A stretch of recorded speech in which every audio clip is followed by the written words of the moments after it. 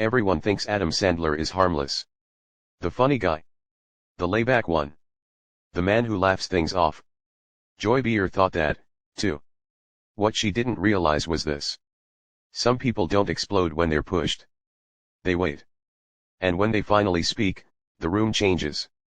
The studio lights were warm, almost cozy, washing the set in soft autumn colors. The backdrop looked like a quiet park in October. Golden trees, a winding path, calm and harmless. The kind of setting designed to make conversations feel safe.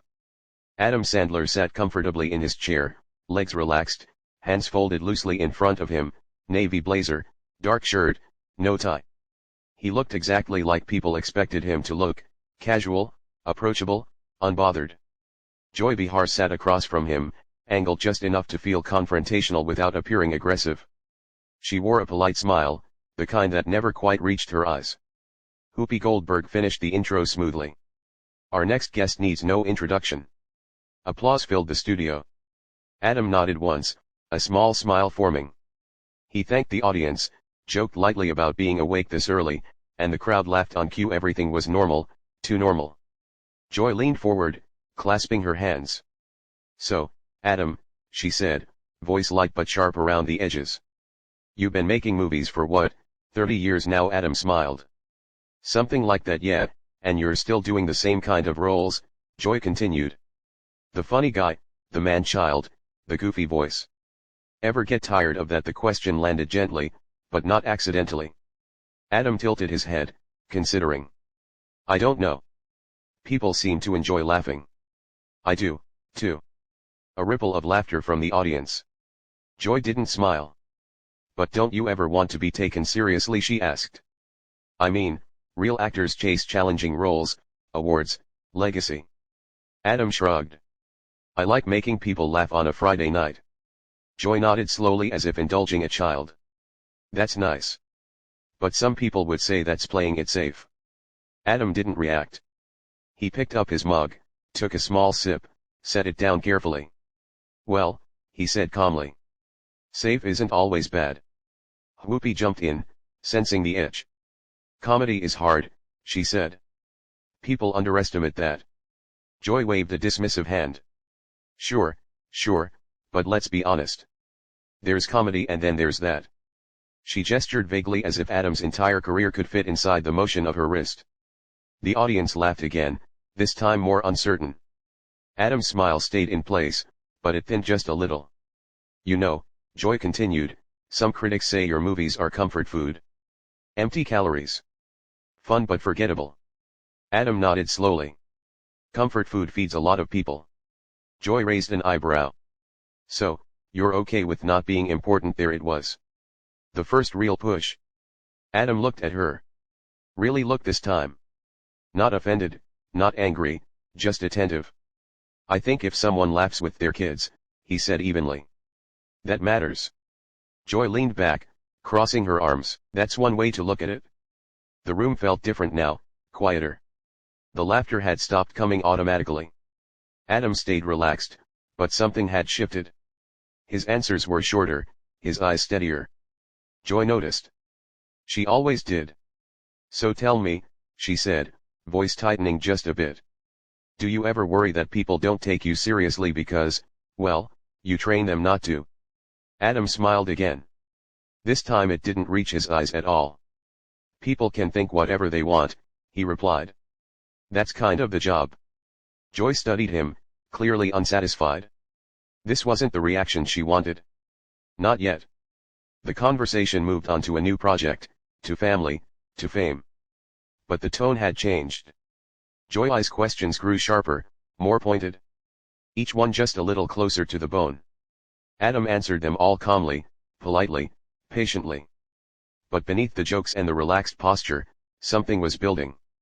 And Joy Behar, confident, comfortable, convinced she was in control, had no idea how close she was to crossing a line that Adam Sandler would not laugh off. Whoopi tried to keep the rhythm light. She asked Adam about his kids, his friendships, the way he'd stayed grounded in an industry that eats people alive.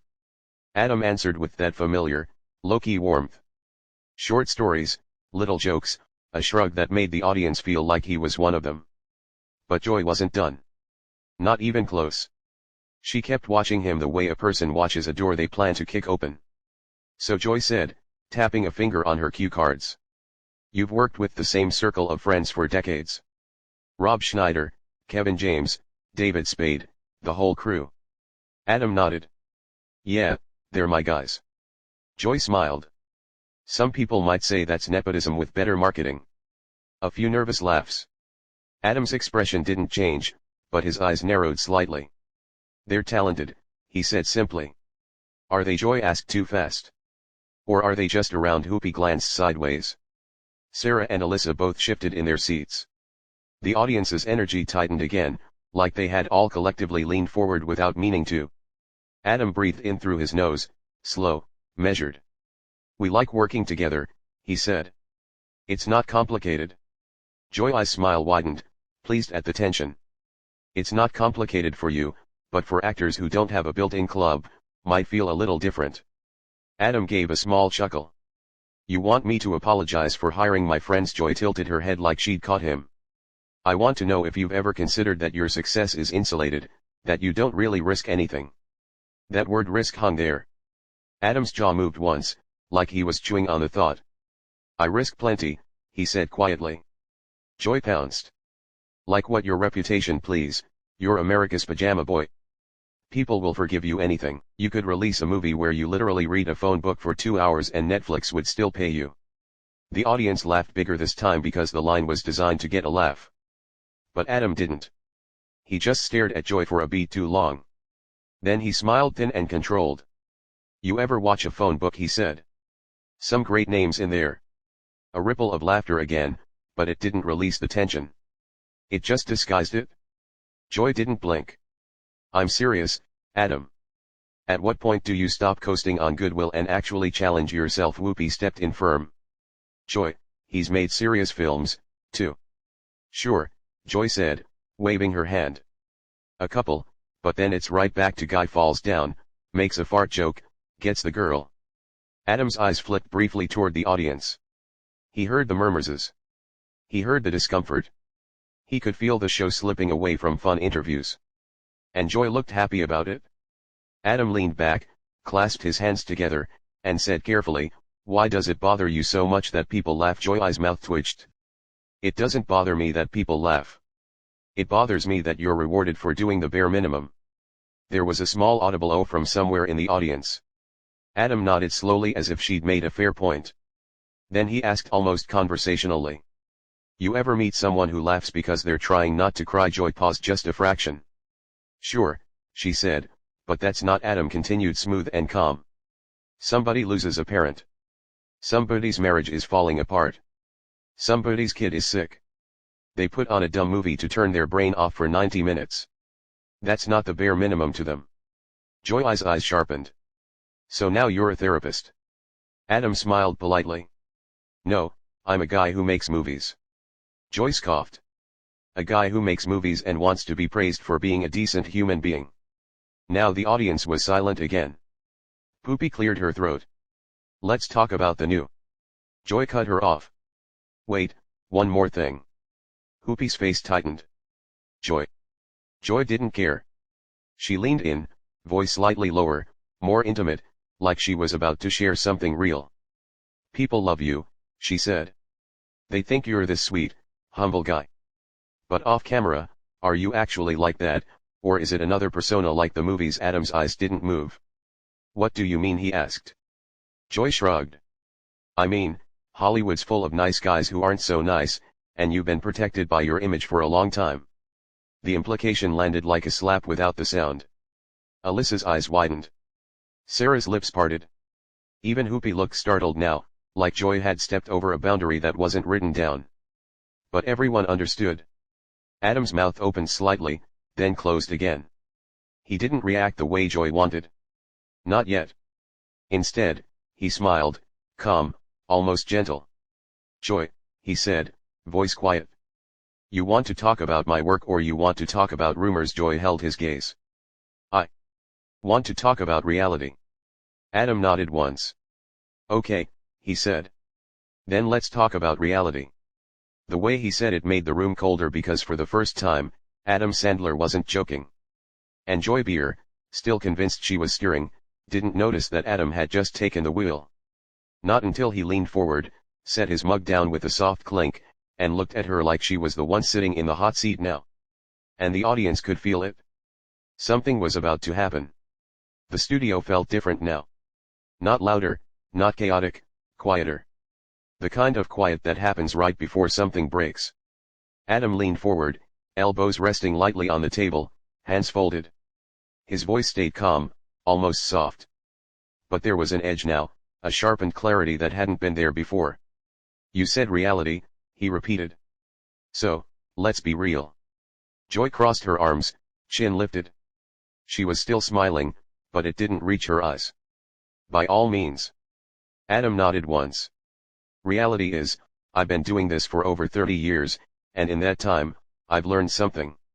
Joy raised an eyebrow. Oh. Adam looked straight at her. Some people don't want answers. They want reactions. A murmur rolled through the audience. Joy laughed lightly. That's a convenient excuse.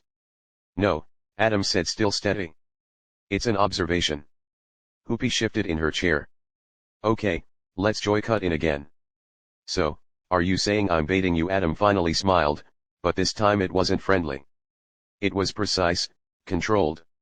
I'm saying, he replied. You're not actually curious about me. Joy leaned forward. You don't get to decide my intentions. Adam didn't flinch. I don't have to. Your questions do that for you. The audience reacted audibly now, an uneasy mix of gasps and scattered applause. Joy's tone sharpened. You came on this show to promote a movie. This is part of the deal. Adam nodded. Sure. Talking about the movie, not my character assassination. Joy scoffed. That's dramatic. Adam tilted his head slightly. Is it? He paused. Let the silence work. Then he continued slower. You called my work lazy. You implied I don't take risks. You suggested my personality might be fake. That's not critique. That's provocation. Joy's smile faded for the first time. I'm allowed to challenge guests. So am I, Adam said calmly. That landed harder than shouting ever could.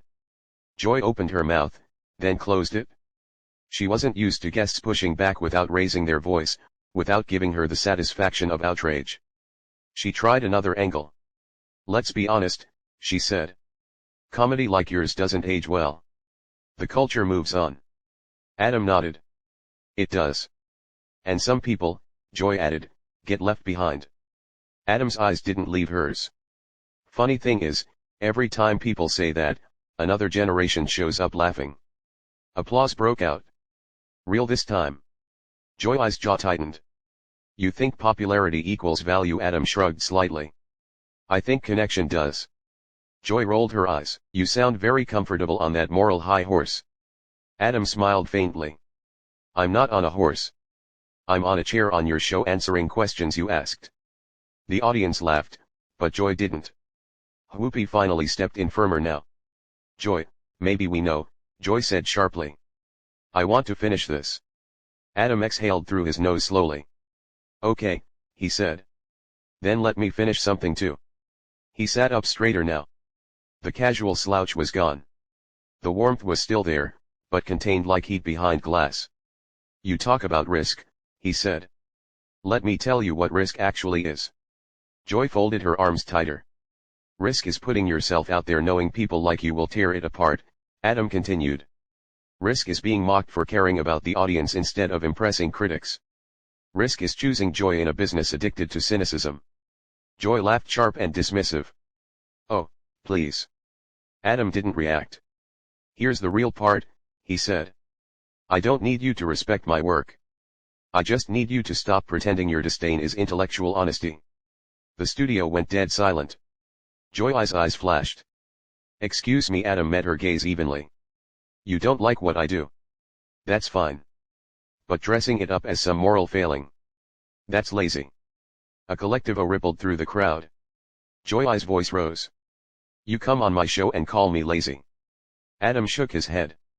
No, I said the argument is. Joy pointed at him now. You think because you're beloved, You can talk down to me. Adam's voice dropped, cool, sharp. I think because I'm sitting here calmly while you keep escalating. The audience can see exactly what's happening. That was the moment Joy leaned back, lips pressed thin. She glanced briefly at Whoopi, then back at Adam.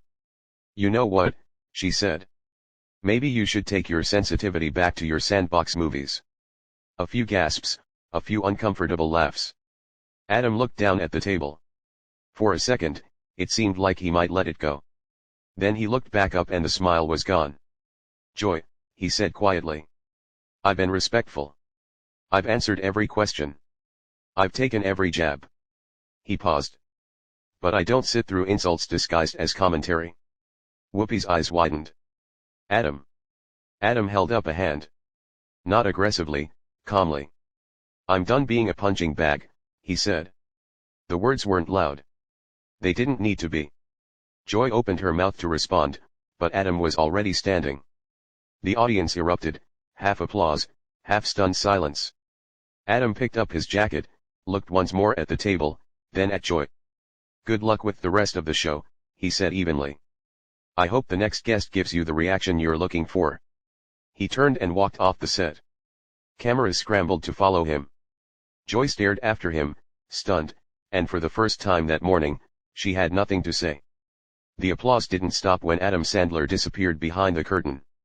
It grew, not wild, not celebratory, uncomfortable, heavy, pointed. Joy sat frozen, one hand still hovering above the table, as if she'd been about to make another point.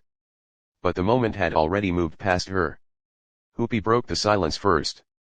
Well, she said carefully, eyes following the empty space Adam had left behind. That escalated. Joy forced a laugh. If someone can't handle tough questions, Whoopi turned toward her slowly. Those weren't just tough questions, Joy. The studio went quiet again. Joy shifted in her chair. So now I'm the villain. No, Whoopi replied. But sometimes pushing isn't the same as probing. Joy opened her mouth, then closed it.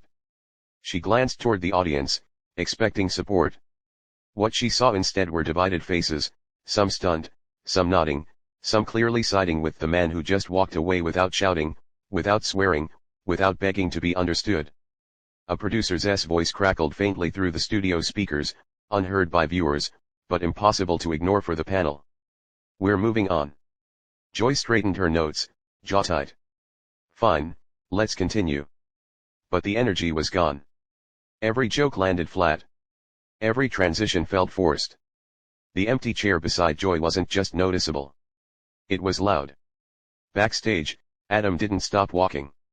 A staff member tried to speak. He nodded politely and kept going. No rant, no victory speech, just a quiet exit. By the time the show cut to commercial, clips were already spreading online. Adam Sandler shuts down the view. Sandler walks off after Joy Behar clash. Calm, controlled, final. Joy would later say the interview was spirited. Adam wouldn't comment at all. He didn't need to because sometimes the strongest statement isn't the last word. It's knowing when to leave. Adam Sandler didn't raise his voice. He didn't trade insults. He didn't stay and perform. He stood up and walked away. If you believe silence can hit harder than shouting, if you think respect has a breaking point, and if moments like this say more than any argument, like the video, subscribe to Pressure Point and tell us in the comments, was Adam right to leave, or should he have stayed and pushed back harder? More confrontations, more pressure, more moments where everything changes. See you in the next story.